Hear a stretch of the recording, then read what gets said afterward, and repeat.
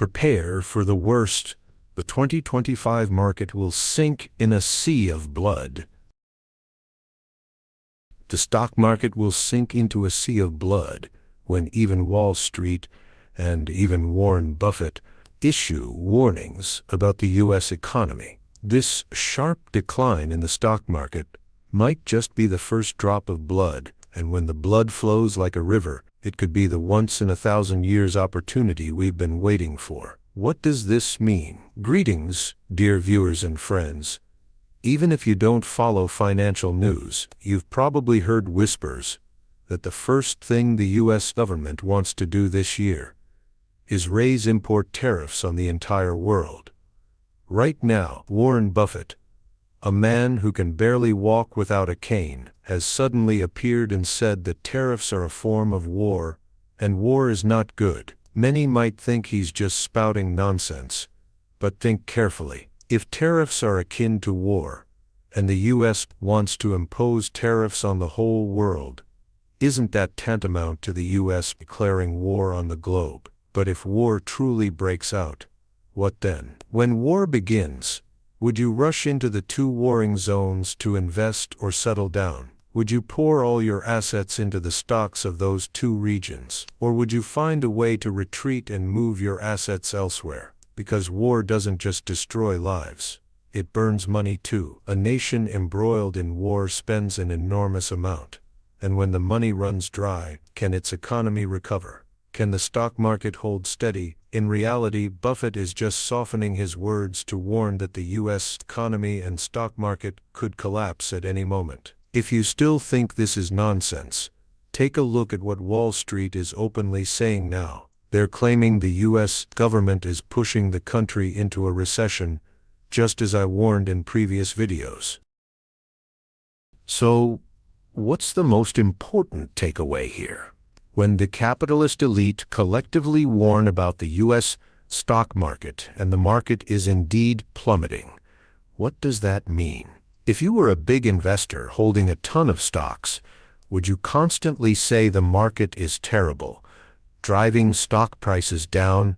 Of course not. That would be like pushing yourself into a loss. You'd keep spreading good news, enticing small investors to pour money in, pushing prices up, and then sell off to cash in your profits. So, if the capitalist elite are no longer praising the market, and are instead issuing warnings, doesn't that mean they've already sold off most of their stocks? And if they've sold out, what happens next? Naturally, the market will crash. Don't forget that in the stock market, you don't have to buy stocks and wait for them to rise to make money. If you sell before the market collapses, and then buy back at a lower price, you can still profit from the difference. This is the principle of short selling. If it were just Wall Street deliberately tanking the market, that'd be one thing, but even the U.S. government is openly admitting that the economy is weakening and at risk of recession. When both the capitalist elite and the government are sounding the same alarm about the market and the economy, this collapse might be impossible to stop. So, should we jump into shorting U.S. stocks? In my previous video, I said that when the U.S. stock market crashes, the massive amount of money investors poured into it will flee to U.S. government bonds as a safe haven. If the price of U.S. government bonds is about to surge, isn't this the perfect time for us to buy in? But if a flood of investors rushes to lend money to the U.S. government through bonds, would the issue of the U.S. having no money to spend still be a problem? Is it really that simple? Let me tell you.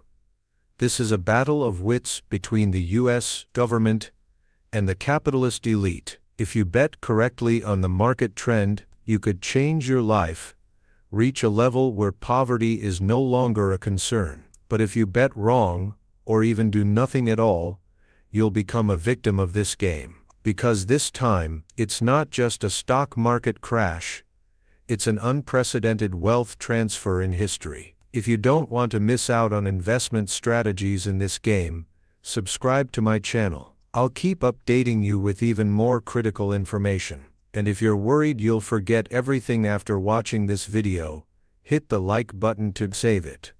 It'll automatically be stored in your playlist, so you can revisit it anytime. The first thing you need to understand is who controls America's money. Many would say it's obviously the U.S. Treasury Department, an agency under the president's authority, like under Trump. It was Steven Mnuchin. When America makes money, this person decides how it's spent and how much, kind of like a spouse controlling the family finances, right? But here's the issue. If a person has no money in their pocket and no income to spend, what's left for the spouse to manage? Similarly, when America spends $2 trillion more each year than it earns, and the national treasury is left with just a few $100 billion in reserves, what financial control does the Treasury Secretary have? When there's no money, your spouse can only borrow to have something to spend, right? And right now, America is in that situation. The Treasury Secretary can only decide how many government bonds to issue, how much to borrow. But whether the interest rates on those bonds are high or low, whether to print more money, how much to print, or even whether to withdraw and destroy money, all of that is decided by the Federal Reserve Fed. More importantly, the Fed is America's biggest creditor. In other words, when America needs money, who provides it? Not the Treasury. It can only borrow. The one deciding whether to lend to America and at what interest rate is the Fed. If the Fed doesn't pump money, America has no cash to spend, and without money, the economy can't function. So, do you think the U.S. government dares to defy the Fed? At this point, some might think the Fed and the U.S. government are on the same team. But why would you think that? Because the Fed shares its profits with the government. So how does the Fed make money? Simple. The Fed is the entity that issues money. When the U.S. government needs funds, the Fed expands its balance sheet, pumps money, and lends it to the government. When the government pays it back, the Fed collects interest. Then, the Fed hands that profit back to the government. On the surface, it looks like the Fed is just a tool to lend money to the government and give all the profits back, as if it doesn't earn anything, and exists solely to help the government spend. But sorry, not making money on the surface doesn't mean they're not making money. For example, years ago, opening a casino in Macau was nearly impossible because getting a gambling license from the government was incredibly hard. Then a man known as the Casino King proposed to the government. If they granted him a license, he'd donate 90% of the casino's profits to charity. With such conditions, the government couldn't refuse, so they gave him the license. In the end, the Casino King became one of the richest people in the world. Some might wonder, if he donated all the profits, how did he become a billionaire? The key isn't whether the casino made money. It's that he gained the right to operate a monopoly industry. The value of that right far exceeds the profits a single casino could generate. For instance, with that license, he could list his company on the stock market and sell shares. More importantly, even if the company claimed all profits went to charity, profit is calculated as revenue minus expenses. If expenses exceed revenue, profit is zero. What counts as expenses? Many companies buy cars for the business or pay themselves salaries. In the end, if expenses outstrip revenue, there's no profit, but it's all still legal. So, a company donating all its profits doesn't mean it isn't making money.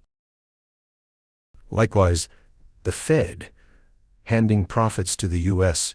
government doesn't mean the people behind it aren't profiting, nor does it mean the Fed and the government are truly aligned. As mentioned earlier, the Fed is a private entity, not directly controlled by the government. Behind it are financial conglomerates, and the power elite. During the 2008 financial crisis, when the stock market crashed, the Fed printed a massive amount of money and lent it to millionaires, like Warren Buffett, at near zero interest rates, to buy up cheap assets. Last year, as the stock market kept growing, Buffett and other capitalists sold off stocks to cash out at high prices. Then the Fed raised interest rates, forcing the huge sums Buffett collected to flow into short-term bonds with high yields. This is essentially the capitalist elite lending to the U.S. government at high interest rates. Meanwhile,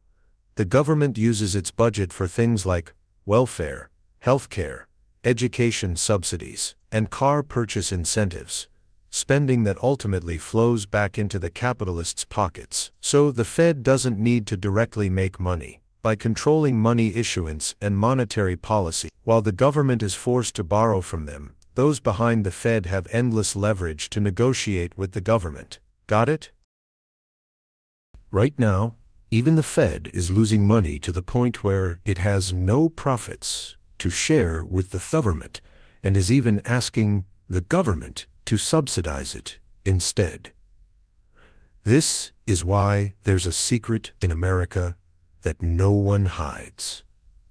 But no one talks about capitalist elite.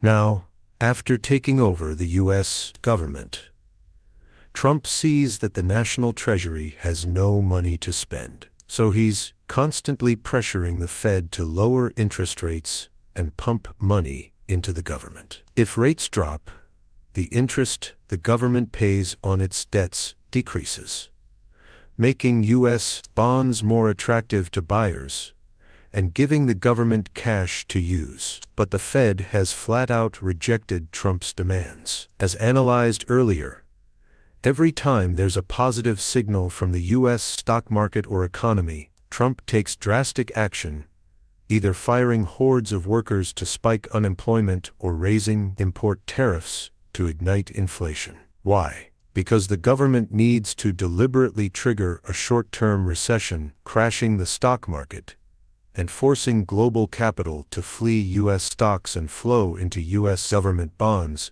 as a safe haven. In other words, if the Fed won't pump money, the government will force capital from elsewhere to flow in. This is what we've always talked about.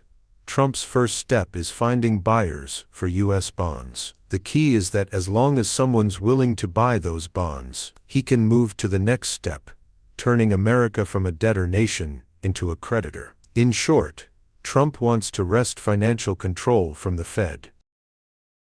Sounds unbelievable, right? You might think Trump and his team have been hitting the bottle. Nothing short of 70-proof liquor could inspire a plan like this. That plan is called the Mar-a-Lago deal. The name doesn't matter. What matters is what's inside. Imagine you're a Japanese investor. Seeing the U.S. stock market crash, you decide to shift your money into 30-year U.S. government bonds for stable interest and to preserve your assets. But then the U.S. government asks you to swap your 30-year bonds for a special 100-year bond. What does that mean? Say America borrows $1 million from you, promising 5% annual interest, and to repay principal and interest after 30 years. Trusting them, you lend the money. But after taking it, America says the debt will only be repaid after 100 years. Would you keep lending? Of course not. Unless America promises sky-high interest rates for those 100 years. If America borrows $1 million and pledges 10% annual interest for 100 years, you'd recoup your capital in 10 years, and the next 90 would be pure profit. So, when the government offers to swap your 30-year bonds for 100-year ones, you'd assume they'd pay a hefty interest rate. Right? Sorry, these 100-year bonds come with no interest. Plus, you can't sell them on the market. Simply put, You lent America $1 million expecting principal and interest after 30 years, but now they're saying you'll wait 100 years and still only get $1 million back, no interest, and no way to cash out early. After 100 years, maybe they'll toss in $1,000 instead of the original $1 million as compensation. This is essentially America freezing your assets for a century. What does freezing mean? It means that even though you own $1 million, you can't use it. It's locked away. Only after 100 years, when the freeze lifts, can you spend it. Meanwhile, America gets to use that money however it wants. In short, if you buy U.S. bonds now, and the Mar-a-Lago deal goes through, congratulations, your money's as good as gone. After 100 years, your $1 million might be worth just $10,000.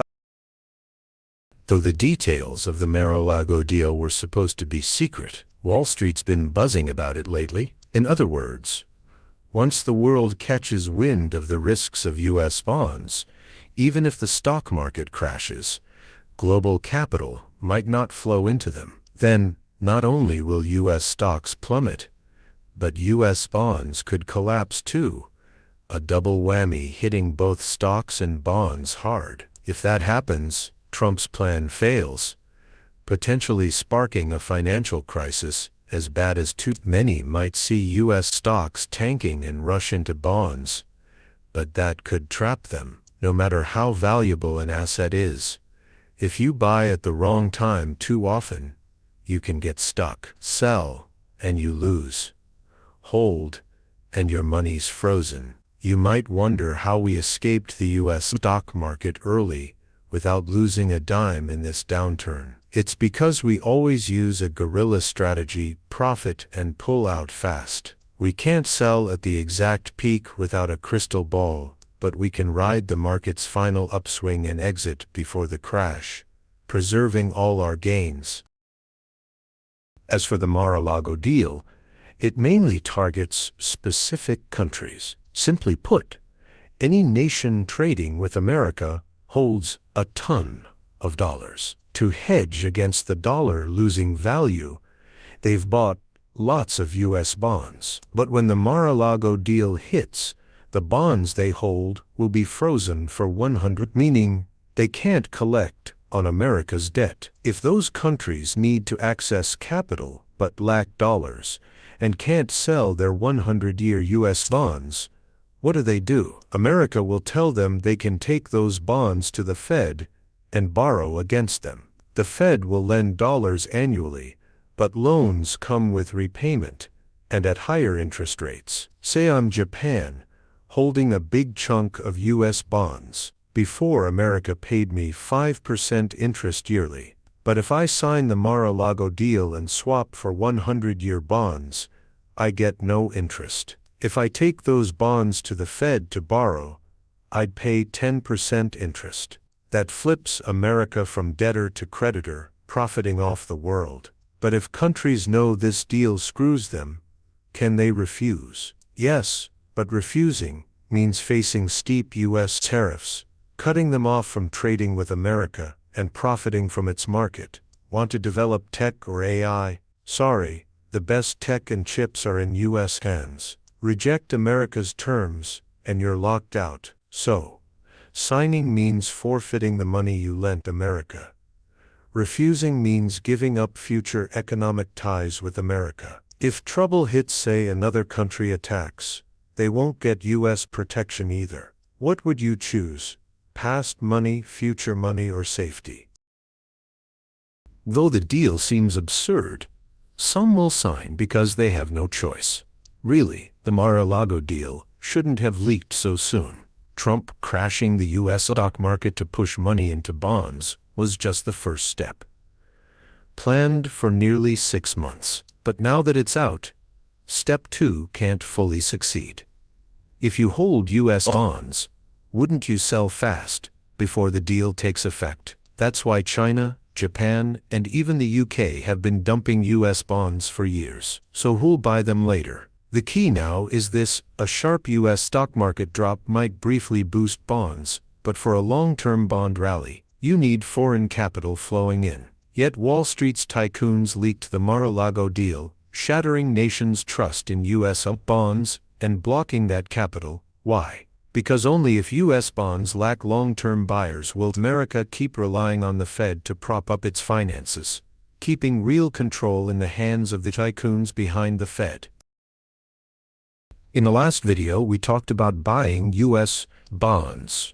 But that's a short-term play, not a long-term strategy. Many see Wall Street firms buying long-term U.S. bonds and think they're restructuring for the long haul. Not true. Tycoons, like Warren Buffett, are only buying short-term bonds under a year. Why? Because retail investors put money in their funds, and they use that to buy long-term bonds. So far, no massive capital has truly flowed into long-term U.S. bonds. That's why we focus on short-term trades, not long-term investing. If you're eyeing U.S. bonds, note this. The dollar index has dropped 6%, meaning the dollar's losing value. If you buy bonds with a 5% yield, but convert dollars to VND or yen, and the dollar falls 6%, you're still losing. That's why we shifted big dollar profits into gold earlier to protect gains. When the dollar weakens and U.S. assets get dumped, we'll use gold's risen value or cash from stock exits to buy dollars cheap and snap up discounted U.S. assets. So, should we short U.S. stocks if they crash? Think hard. Before a collapse, there's often a short-term recovery. Short too early, and that bounce could burn you. Many try to bottom fish during that recovery, chasing last gasp profits, but that traps them at the peak. They buy as it spikes, then it plunges hard into a real crash. They can't sell in time, regret holding, or the market doesn't even recover. So, I won't chase short-term recovery profits. When shorting, I'd pick the weakest stocks, since time's short. Let's pause here. I share free insights on becoming wealthy, entrepreneurial, and investment savvy for financial freedom. Don't miss out. Subscribe, hit the bell, and share this video. To everyone who liked it, I wish you financial freedom soon. If you found just one or two useful nuggets in this content to improve your life, I'm satisfied. I'm FortuneCraft. Thanks for watching. See you next time.